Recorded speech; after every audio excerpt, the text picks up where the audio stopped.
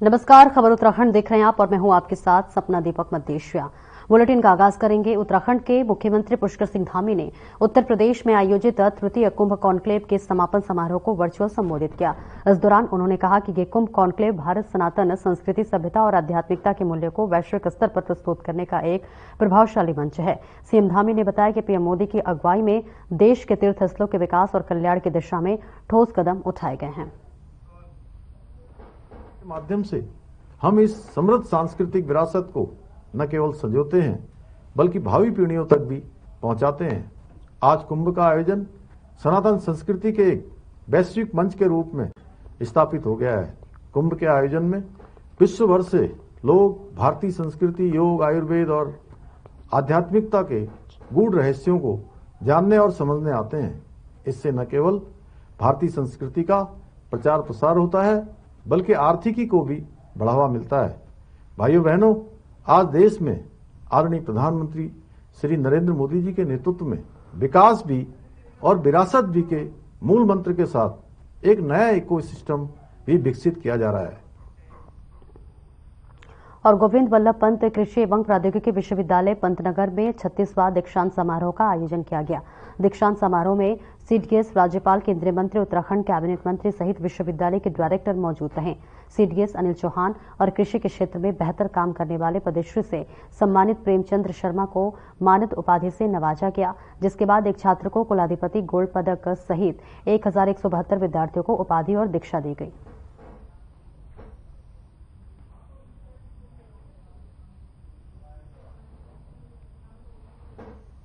का दिन था कि आज GB Pant university of agriculture technology के 36वें कन्वोकेशन सेरेमनी को रूप दिया गया। आज के दिन में 1172 छात्रों को डिग्री प्रदान की गई और 81 को मेडल से नवाजा गया।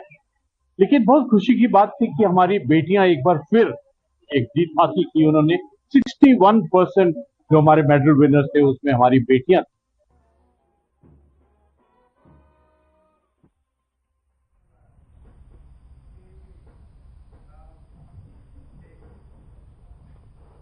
और खेल मंत्री रेखा आर्या ने देहरादून स्थित राष्ट्रीय खेल सचिवालय में राष्ट्रीय खेलों के आयोजन के संबंध में एक बैठक आहूत की गई।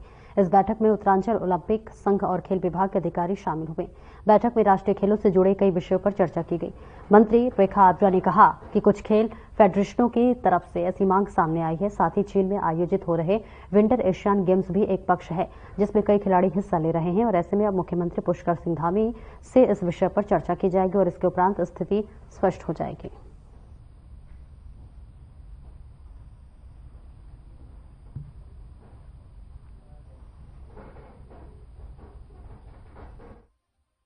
देखिए, आज उत्तराखंड ओलंपिक एसोसिएशन के पदाधिकारियों को आमंत्रित किया गया था, क्योंकि कुछ विषय जो आज अखबार के माध्यम से और कुछ जो भारतीय ओलंपिक संघ के द्वारा 28 जनवरी से प्रारंभ होने जा रहे राष्ट्रीय खेलों की तिथि के संदर्भ में एक नई तिथि जो 15 फरवरी से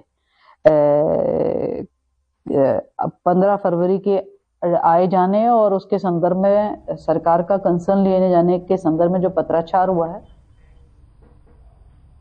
और उत्तराखंड कांग्रेस के सीनियर नेता और पूर्व वन मंत्री हरक सिंह रावत अपने बयानों के चलते आए दिन सुर्खियों में बने रहते हैं।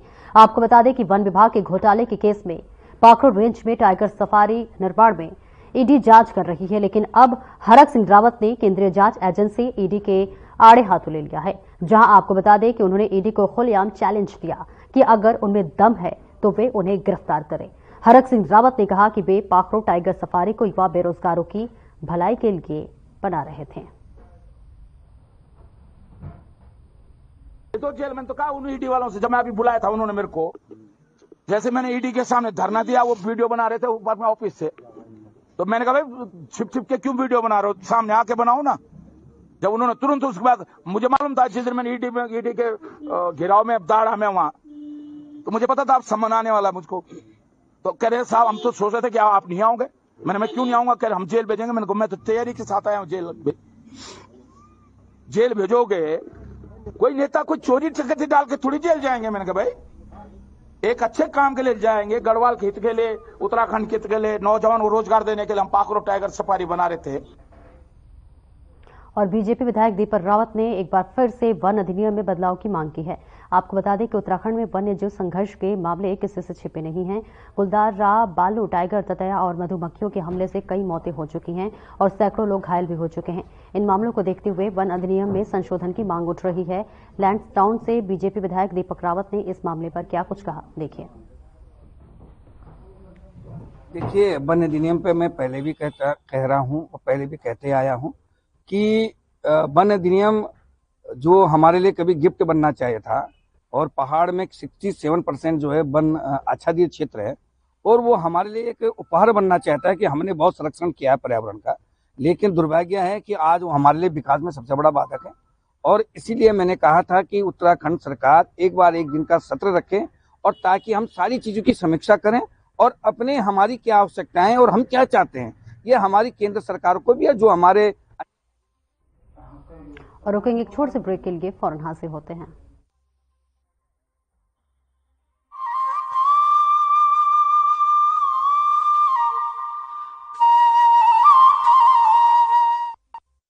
नशा करने के लिए कई लोगों द्वारा एक ही सिरिंज का इस्तेमाल करना HIV के प्रसार का एक बड़ा कारण है। प्रदेश में HIV और एड्स से डटकर मुकाबला करने और इसके प्रसार की रोकथाम हेतु बड़े स्तर पर कार्यक्रम चला रही है उत्तराखंड सरकार। राष्ट्रीय एड्स नियंत्रण कार्यक्रम के तहत उत्तराखंड राज्य एड्स नियंत्रण सोसाइटी पूरे जोरों पर अपनी गतिविधियों का संचालन कर रही है। इंजेक्शन से नशा करने वालों यानी IDU के लिए राज्य में NGO के माध्यम से लक्षित हस्तक्षेप यानी TI प्रोजेक्ट लागू किया जा रहा है। इसके तहत 7 TI NGO के माध्यम से 2000 से अधिक ऐसे लोगों की मदद की जा रही है जो इंजेक्शन से नशा करते हैं। TI कार्यक्रम के तहत इन लोगों को काउंसलिंग, HIV और syphilis screening, abscess management, needle syringe के नुकसान को कम करने वाली सेवाएं जैसी कई जरूरी सुविधाएं प्रदान की जाती हैं। नशीली दवाओं की लत के शिकार लोगों के परिजनों से मिलकर भी उन्हें मोटिवेशनल सपोर्ट दिया जाता है। निडल सिरिंज एक्सचेंज प्रोग्राम यानी NSEP के तहत NGO कर्मी नशीली दवाओं के इंजेक्शन लगाने वालों को नई सुई और सिरिंज मुहैया कराते हैं और पुरानी व इस्तेमाल की गई सुई और सिरिंज एकत्र करते हैं। साथ ही प्रशिक्षित चिकित्सा अधिकारी की देखरेख में ओपियोइड सब्स्टिट्यूशन थेरेपी यानी OST भी दी जाती है। राज्य के सरकारी अस्पतालों में 8 OST सेंटर हैं, जो देहरादून, रुड़की, हरिद्वार, रामनगर, नैनीताल, रुद्रपुर, काशीपुर और सितारगंज में मौजूद है। साथ ही 2 सैटेलाइट OST सेंटर भी हैं, जो दूर दराज के इलाकों में OST की सुविधा देते हैं। इंजेक्शन से ड्रग्स का नशा छुड़ाने को हम हैं तैयार। HIV एड्स रोकथाम को तत्पर उत्तराखंड सरकार। प्रदेश के निवासी जिन खाद्य पदार्थों और दवाइयों का सेवन करते हैं, उनकी गुणवत्ता सुनिश्चित करने की जिम्मेदारी है उत्तराखंड सरकार के food safety and drug administration के मजबूत कंधों पर। और विगत 5 वर्षों से ये जिम्मेदारी बखूबी ढंग से निभा रही है FDA का नवनिर्मित भवन सहस्त्रधारा रोड देहरादून में मौजूद है। ये सरकारी औषधि परीक्षण प्रयोगशाला दवा के नमूनों के परीक्षण में उपयोग किए जाने वाले नवीनतम और अत्यधिक उन्नत उपकरणों से लैस है। दवा के नमूनों में माइक्रोबियल टेस्ट के लिए नए दिशा निर्देशों के अनुरूप एक नवनिर्मित पूरी तरह सुसज्जित माइक्रोबायोलॉजी लेबोरेटरी भी स्थापित की गई है।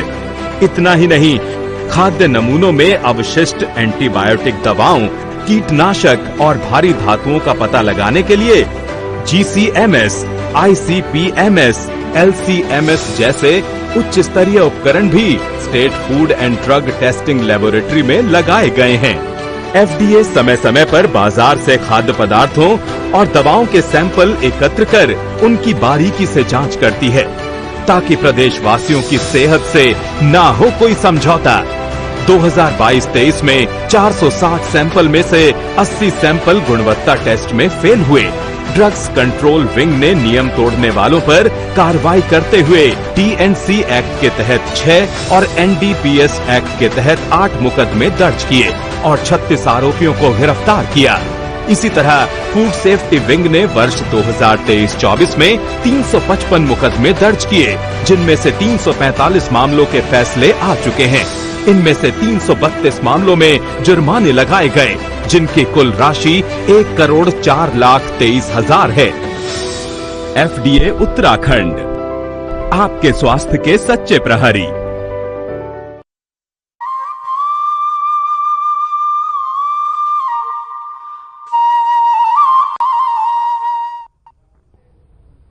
और ब्रेक के बाद एक बार फिर से स्वागत है आपका। बढ़ते हैं खबरों की ओर। खटीमा विधायक व उपनेता प्रतिपक्ष उत्तराखंड सरकार भुवन चंद्र कापड़ी ने नगर निगम, नगरपालिका व नगर पंचायत चुनाव को लेकर कांग्रेस कार्यालय में एक प्रेस कॉन्फ्रेंस की और उत्तराखंड सरकार पर नगर निकाय चुनाव को लेकर गंभीर सवाल खड़े किए तथा सरकार से जल्द नगर निकाय चुनाव कराने की मांग की है। देखिए, नगर निकाय के चुनाव लगभग 1 वर्ष लेट हो गए हैं और ये छोटी सरकारें हैं जो लोगों के नजदीक चुनकर जनप्रतिनिधि जाते हैं और उनके जो कार्य हैं उनको वो करवाते हैं।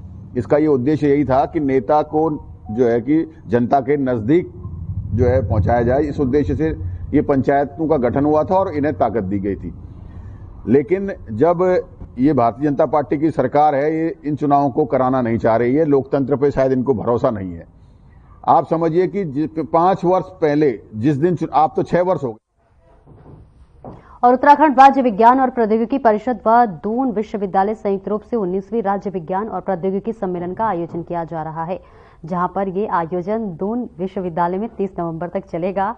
यूकॉस्ट के महानिदेशक डॉक्टर दुर्गेश पंत ने बताया कि इस साल राज्य विज्ञान और प्रौद्योगिकी सम्मेलन की थीम उत्तराखंड के संदर्भ में जल और प्राकृतिक संसाधन प्रबंधन है और ये थीम हिमालयी क्षेत्र की चुनौतियों का समाधान करने के लिए स्थायी संसाधन प्रबंधन और वैज्ञानिक प्रगति के एकीकरण पर केंद्रित है। कार्यक्रम का उद्घाटन राज्यपाल गुरमीत सिंह और मुख्यमंत्री पुष्कर सिंह धामी करेंगे और पुस्तिका का विमोचन भी किया जाएगा। देखिए, ये 19वां है जो विज्ञान और प्रौद्योगिकी सम्मेलन राज्य में होता है और किसी भी राज्य के लिए साइंस, टेक्नोलॉजी, इनोवेशन सबसे महत्वपूर्ण है उसके डेवलपमेंट के हिसाब से। और वर्तमान युग में तो ये सबसे महत्वपूर्ण है जिस नॉलेज स्टेट की तरफ को हम लोग जा रहे हैं। तो ये 19वीं का आयोजन 28 तारीख से 30 तारीख तक किया जा रहा है नवंबर में और 28 तारीख को 3 से 5 बजे तक ये। और जिला मुख्यालय रुद्रपुर में विगत कई दिनों से डॉल्फिन कंपनी के मजदूरों का द्वारा किया जा रहा अनशन बीजेपी नेता के प्रयास के बाद समाप्त हो गया और बीजेपी नेता विकास शर्मा के समझाने के बाद अनशनकारी महिलाओं ने अनशन खत्म कर दिया है।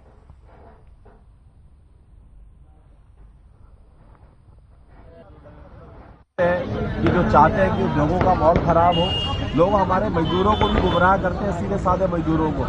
और इन लोगों के इस समय सबके घरों की हालत, बजट बिगड़ गया। सब नौकरी करने आए हैं, किराए के मकान में रहते हैं, बच्चों की फीस नहीं जा रही थी, किसी की EMI नहीं जा रही है क्योंकि हम सब छोटे परिवारों के लोग हैं। सब पैसे से कार्ड से सामान ले लेते हैं। आज स्थितियाँ बहुत खराब हो चुकी हैं और कोई सुध लेने वाला नहीं है। जब मेरी बात हुई है, मैंने इनके जो कर्मचारी हैं, सोनू, ये हमारे ललित, इन सब लोगों से भी वार्ता की। फिर मैंने ADM साहब से भी बात की। फिर मैंने खबर थराली से, जहां पर बीजेपी विधायक भोपाल वामर टमटा ने दीप प्रज्वलित कर पर्यटन विकास मेले का शुभारंभ किया। बतौर मुख्य अतिथि थराली विधायक भोपाल वामर टमटा ने मेला कमेटी को स्वर्गीय शेर सिंह दानू के विचारों को मेले के माध्यम से जन जन तक पहुंचाने के लिए बधाई देते हुए वहीं मेला कमेटी के अध्यक्ष इंद्र सिंह राणा ने जानकारी देते हुए बताया कि इस मेले का आयोजन पिछले 8 वर्षों से मेल कमेटी अपने संसाधनों में करती चली आ रही है। उन्होंने सरकार से मेले को राजकीय मेला घोषित करने के साथ ही पूर्व विधायक दानू के पैतृक गांव पिनाऊ को सड़क मार्ग से जोड़ने की मांग की।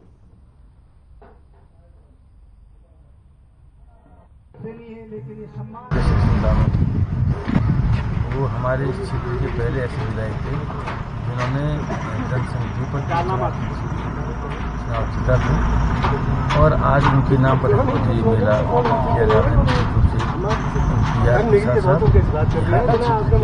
के यहाँ पर की जो किसानों की और तमाम व्यापारिक किसानों की, स्थानीय लोगों की जो अपनी बातें होती हैं, जो हमारी सांस्कृतिक धरोहर है, उसका कहीं न कहीं उसको सुरक्षित करने का काम भी हो रहा है। और मैं तो बधाई देना चाहूँगा इंद्र सिंह राणा जी को, उन्होंने इसको। जहाँ तक संसाधन की बात है, ये मेला कमेटी 2016 से इस मेले को चला रही है और एक स्थानीय हमने कुछ लोगों ने स्थानीय कमेटी को गठित करके अपने संसाधन से इस मेले को हमने शुरू किया और धीरे धीरे हमने इस मेले को अभी 9 साल में इस मेले को मनाने जा रहे हैं। और ये हमारे पास सरकार से कुछ भी नहीं मिलता। कभी विधायक जी ने, कभी भाई मगनलाल जी ने हमको थोड़ा बहुत मदद की थी, अभी वर्तमान विधायक भी हमारी मदद कर रहे हैं। बाकी इसमें जो है 5 दिन का मेला है, इसमें बहुत ज़्यादा 8-10 लाख का खर्चा होता है। तो ये हम कैसे न कैसे इसको व्यवस्थित करते हैं। इस साल का किसी का देना तो अगले साल देंगे।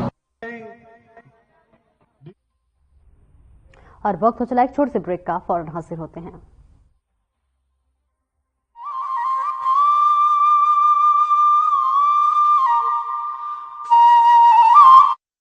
नशा करने के लिए कई लोगों द्वारा एक ही सिरिंज का इस्तेमाल करना HIV के प्रसार का एक बड़ा कारण है। प्रदेश में HIV और एड्स से डटकर मुकाबला करने और इसके प्रसार की रोकथाम हेतु बड़े स्तर पर कार्यक्रम चला रही है उत्तराखंड सरकार। राष्ट्रीय एड्स नियंत्रण कार्यक्रम के तहत उत्तराखंड राज्य एड्स नियंत्रण सोसाइटी पूरे जोरों पर अपनी गतिविधियों का संचालन कर रही है। इंजेक्शन से नशा करने वालों यानी IDU के लिए राज्य में NGO के माध्यम से लक्षित हस्तक्षेप यानी TI प्रोजेक्ट लागू किया जा रहा है। इसके तहत 7 TI NGO के माध्यम से 2000 से अधिक ऐसे लोगों की मदद की जा रही है जो इंजेक्शन से नशा करते हैं।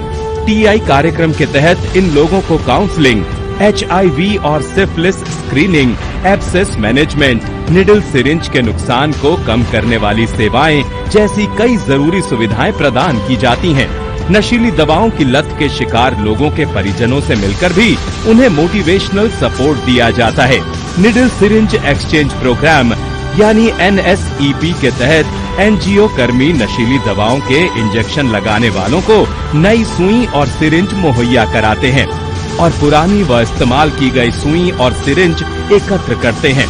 साथ ही प्रशिक्षित चिकित्सा अधिकारी की देखरेख में ओपियोइड सब्स्टिट्यूशन थेरेपी यानी OST भी दी जाती है।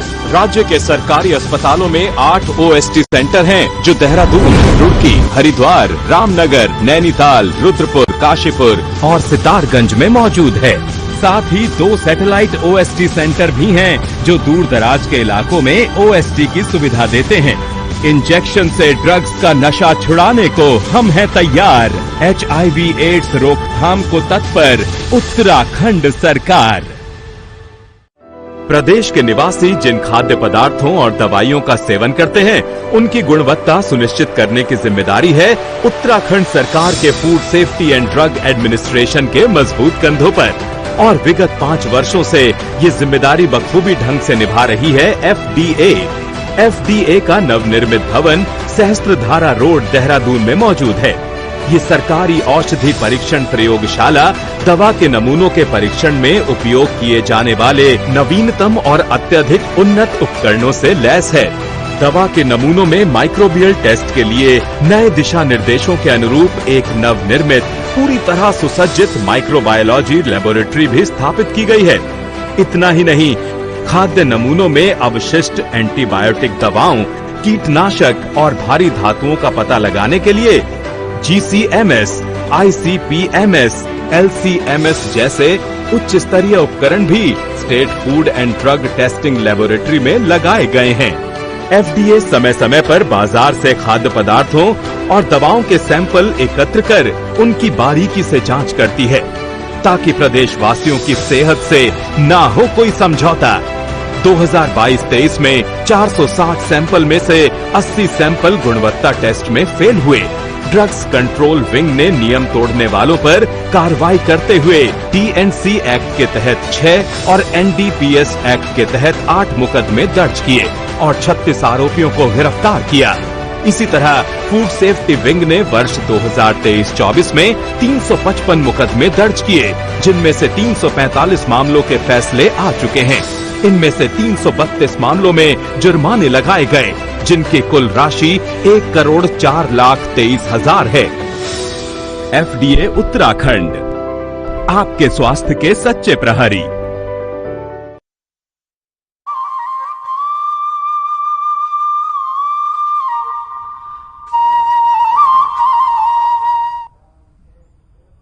और ब्रेक के बाद एक बार फिर से स्वागत है आपका। कोटद्वार नगर निगम क्षेत्र की कई अलग अलग समस्याओं को लेकर कई सामाजिक संगठनों से जुड़े लोगों ने नगर निगम के सामने धरना प्रदर्शन किया।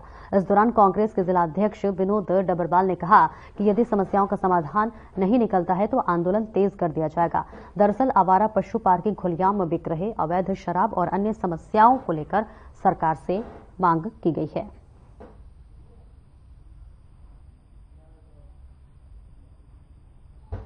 हमारी है जैसे आवारा पशुओं की संख्या इतनी तेजी से कोटद्वार में बढ़ रही है कि ट्रैफिक में बड़ी समस्या खड़ी हो गई। इसके अलावा यहाँ पार्किंग की व्यवस्था नहीं है। इसके अलावा यहाँ कूड़ा निस्तारण की बड़ी समस्या कोटद्वार में है। इसके अलावा विभिन्न समस्याएं कोटद्वार की हैं, उनको लेकर आज हम यहाँ पे धरना प्रदर्शन में, और निश्चित तौर पर अगर इस धरना प्रदर्शन के बाद भी स्थिति नहीं सुधरती तो कांग्रेस और अन्य संगठन मिलकर यहाँ पे बड़ा कार्यक्रम करने जा रहे हैं।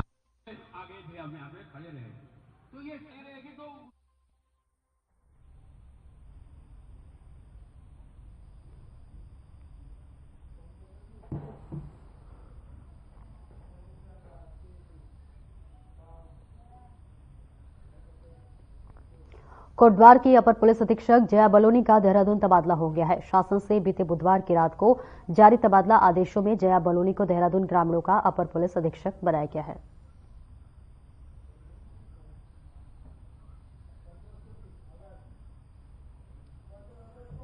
और देखिए आगे बढ़ते हैं, जहां शहर में अवैध निर्माणों पर कार्रवाई नहीं होने से एनएसयूआई और यूथ कांग्रेस कार्यकर्ता नाराज हो गए हैं। कार्यकर्ताओं ने ऋषिकेश स्थित एमडीडीए के कार्यालय पर नाराजगी जाहिर करते हुए प्रदर्शन किया।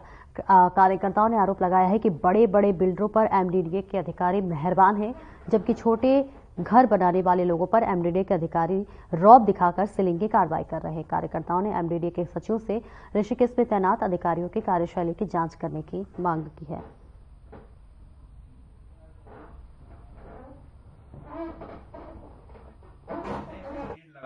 देखिए, हमारा मामला यही है, शहर में काफ़ी समय से अवैध निर्माण चल रहे हैं, जिसके लिए लगातार हम लोग मांग कर रहे हैं कि अवैध निर्माणों पर जांच की जाए और जो अवैध निर्माण है उनकी लगातार सील किया जाए। लेकिन ऋषिकेश एमडीडी कार्यालय इतना भ्रष्ट हो चुका है, लगातार लोगों से पैसे लेकर जो पैसे वाले लोग उनसे पैसे लेके काम करने के लिए आगे बढ़ा देता है, उनका बिना मानचित्र पास किए आगे काम करने के लिए उनको अनुमति देता है। लेकिन जो लोग अपने रहने के लिए, अपने घर के लिए लोग अपना घर बनाते हैं, उनके ऊपर कार्रवाई करने का काम एमडीडी कार्यालय कर रहा है। जो लोग अपार्टमेंटल के हिसाब से, बिल्डिंग के हिसाब से या फ्लैट वाइज बना रहे हैं जो लोग बिल्डिंग, उनको ये लोग तुरंत काम करने के लिए दे रहे हैं। क्यों? क्योंकि वहां से पैसा आ रहा है। इसमें कहीं ना कहीं शहर के क्षेत्रीय विधायक भी इन्वॉल्व हैं।